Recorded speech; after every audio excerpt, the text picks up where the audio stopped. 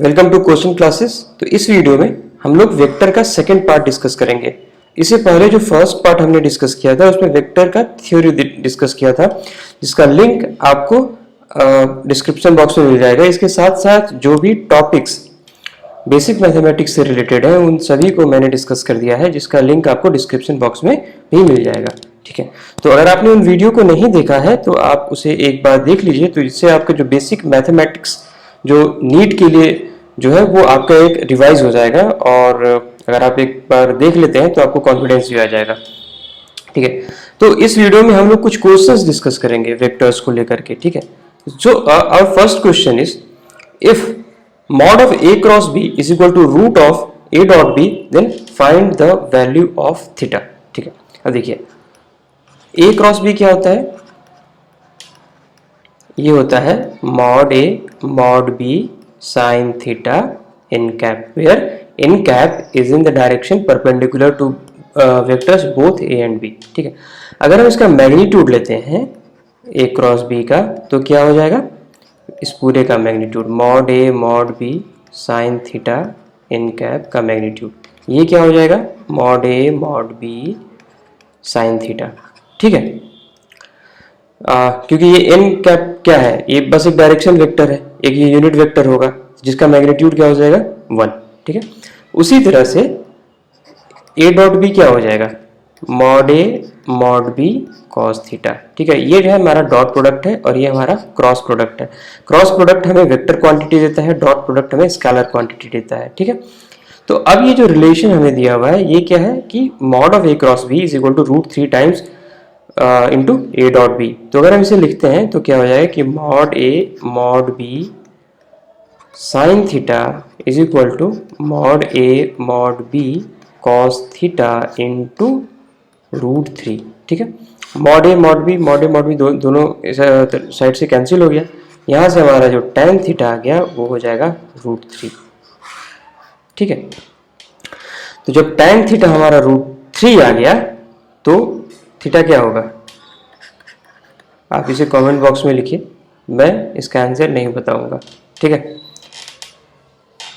Next is vector a and b are such that mod of a plus b is equal to mod of a minus b, the angle between two vectors is। ठीक है, तो जैसा हमने पढ़ा था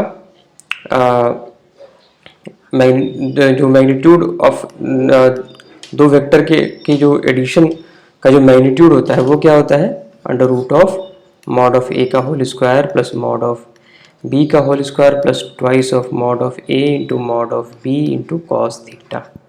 ठीक है, similarly अगर मैं mod ऑफ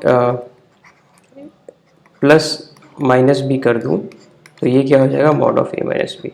ठीक है, तो ये इसका क्या हो जाता है mod ऑफ a का whole square plus mod of b का whole square plus twice of mod a mod b into minus cos theta. ठीक है, तो अब हम सिंपल क्या करना है कि दोनों को इक्वेट कर देना है। अगर हम दोनों को इक्वेट करते हैं तो हमारा यहाँ से क्या आ जाएगा twice of cos theta is equal to minus of twice of cos theta, यहाँ से क्या हो जाएगा हमारा cos theta equal to 0, 4 cos theta 0 और कॉस थीटा इक्वल टू 0, इसका मतलब theta is equal to 90 degree है। ठीक है, इसका मतलब ए वेक्टर और बी वेक्टर क्या है, एक दूसरे के परपेंडिकुलर है। ठीक है, next is find the component of 3i cap plus 4j cap along i cap plus j cap. ठीक है, ये काफ़ी अच्छा क्वेश्चन है और काफ़ी कंसेप्चुअल भी है, तो आप एक्सपेक्ट कर सकते हैं कि ये क्वेश्चन आ सकता है। अगर नीट में ऐसा हुआ कि नहीं हम डिफ़िकल्ट क्वेश्चन बनाएंगे तो ऐसा क्वेश्चन आएगा। ठीक है, अब देखिए माना कि हमारे पास दो वेक्टर है, ए वेक्टर और बी वेक्टर। ठीक है, दोनों के बीच का एंगल थीटा है। अब हमें एक क्वेश्चन पूछा है कि find component of B vector along A vector. ठीक है, तो ये कंपोनेंट हम कैसे निकालेंगे। ठीक है, तो देखिए हम यहाँ से क्या करेंगे कि एक परपेंडिकुलर डालेंगे। ठीक है, तो ये लेंथ क्या हो गया हमारा, ये हो गया बी कॉस थीटा। क्यों, क्योंकि इस ट्राइंगल से इस बी वेक्टर का मैग्नीट्यूड क्या है mod b, इस ट्राइंगल से अगर हम देखें तो cos थीटा हमारा हो जाएगा बेस अपॉन हाइपोटेन्यूज, ठीक है। तो यहाँ से जो ये जो लेंथ आ गया वो हमारा हो गया मॉड बी cos थीटा, ठीक है। और अब चूंकि हमें वेक्टर निकालना है, ठीक है, मॉड ए के अलॉन्ग बी वेक्टर का कंपोनेंट निकालना है, मतलब बी वेक्टर का ये तो मैग्नीट्यूड आ गया, लेकिन किसका डायरेक्शन भी आएगा। तो डायरेक्शन के लिए हम लोग क्या करेंगे कि इस ए के अलॉन्ग का जो यूनिट वेक्टर होगा हम उसे यहाँ पर जोड़ देंगे, ठीक है। क्यों?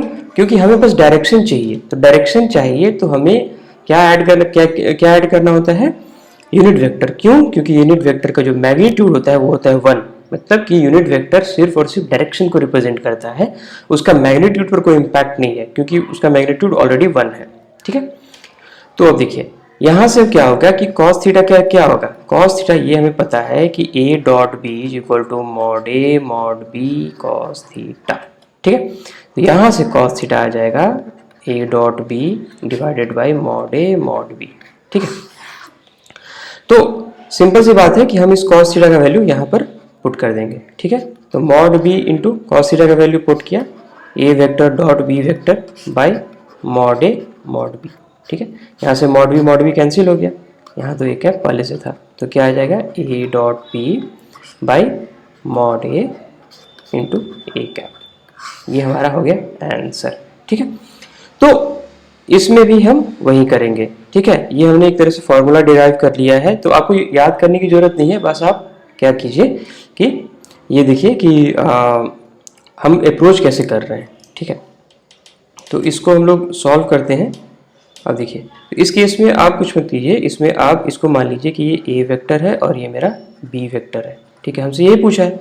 तो अब देखिए तो इसमें हम अगर पुट करते हैं तो हमें क्या आ जाएगा, A dot B I cap plus J cap dot 3 I cap plus 4 J cap, ठीक है, divided by mod A mod of I cap plus J cap into A cap, ठीक है। ए कैप कैसे हम निकालेंगे, mod of A by A vector by mod of A, ठीक है।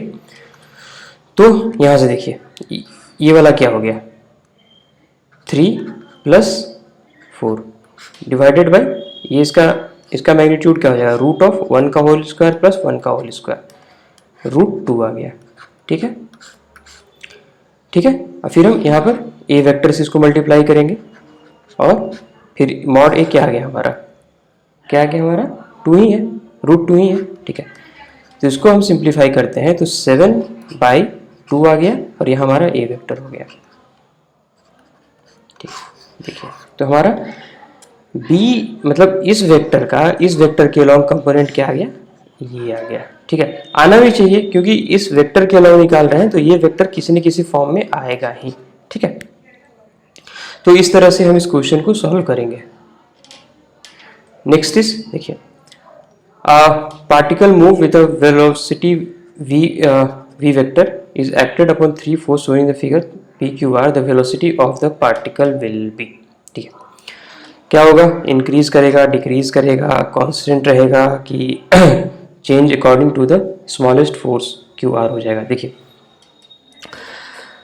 यहाँ देखिए अब हम लोग वेक्टर एडिशन का यहाँ पर हम लोग जो हमने अभी डिस्कस किया था कि 2 वेक्टर हैं, ये चलिए ये हमारा है ए वेक्टर, ये हमारा है बी वेक्टर, तो इसका एक हम लोग रिजल्टेंट वेक्टर लेते हैं आर वेक्टर, ठीक है। तो जो रिजल्टेंट वेक्टर होता है वो रिजल्टेंट वेक्टर का जो टेल है वो एक वेक्टर के टेल के साथ मैच करता है और उसका जो हेड है दूसरे वेक्टर के हेड के साथ मैच करता है, तभी हम लिखते हैं R vector is equal to A vector plus B vector, ठीक है। तो इस केस में देखिए क्या हो रहा है कि यहाँ पर मेरा है एक वेक्टर यहाँ आ गया, दूसरा एक वेक्टर यहाँ आ गया, ठीक है। अगर हम रिजल्टेंट फाइंड करेंगे तो हम कैसे फाइंड करेंगे, ठीक है। हम क्या करेंगे कि एक वेक्टर ड्रॉ करेंगे, ठीक है, एक ये वेक्टर ड्रॉ किया इस तरह से कि इस वेक्टर का जो एक एंड है वो इस वाले एक दूसरे जिस वेक्टर को हम ऐड कर रहे हैं उसके एक वेक्टर के टेल के साथ मैच करें जो रिजल्टेंट वेक्टर का जो हेड है वो दूसरे वेक्टर के हेड के साथ मैच करे, तभी हम लिख सकते हैं R vector is equal to A vector plus B vector. यहाँ देखिए, लेकिन यहाँ पर क्या दिया हुआ है, देखिए ये जो मेरा रिजल्टेंट वेक्टर है ना, ये उल्टे डायरेक्शन में है। देखिए इसका जो हेड है वो एक के टेल को ज्वाइन कर रहा है, और इसका जो टेल है वो दूसरे के हेड को ज्वाइन कर रहा है, ठीक है। तो इसका मतलब ये वेक्टर क्या है, उल्टा है। तो उल्टा है तो हम लोग क्या उस वेक्टर को रिप्रेजेंट करते हैं, माइनस साइन से रिप्रेजेंट करते हैं, ठीक है। तो अगर हम यहाँ मान लें कि ये हमारा ए वेक्टर है, ये बी वेक्टर है, ये आर वेक्टर है, तो हम यहाँ क्या लिखेंगे कि मेरा minus R vector is equal to A vector plus B vector, ठीक है। क्यों माइनस लिख रहे हैं, क्योंकि यहाँ जो रिजल्टेंट वेक्टर है वो उल्टा है, ठीक है। तो माइनस को अगर हम इधर ले जाएं तो A vector plus B vector plus R vector is equal to 0, ठीक है।